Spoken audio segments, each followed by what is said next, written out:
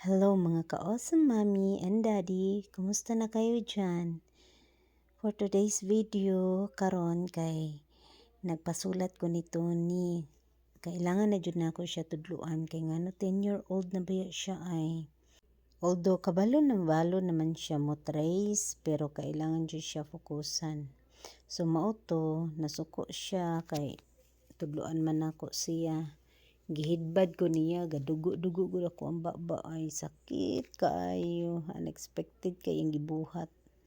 Nya, kadungog iyang papa, ning labas man na siya no. Hala, iyang gipaak dayon. Grabe na kay siya ka-aggressive ay.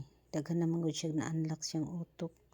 Whole day ba siya sa eskwelahan, so daghan na siya natun-an ba, daghan siya nakita. Di manggod siya ka-istorya mo nang aggressive siya kay naa siya gusto di niya maistorya ba mo nang yang way kay mamaak siya mo na iyang way. So kailangan na nato ibalik siya og therapy. Although naa may therapy sa school pero mo lagi daghan sila isa lang once a week lang tapos speech once a week. Karon nag-inquire ko private na pang therapy ba. Jesus, kamahal man di ay di ta ka-afford. Pero sige lang, laban lang gihapon ta. Bahala na.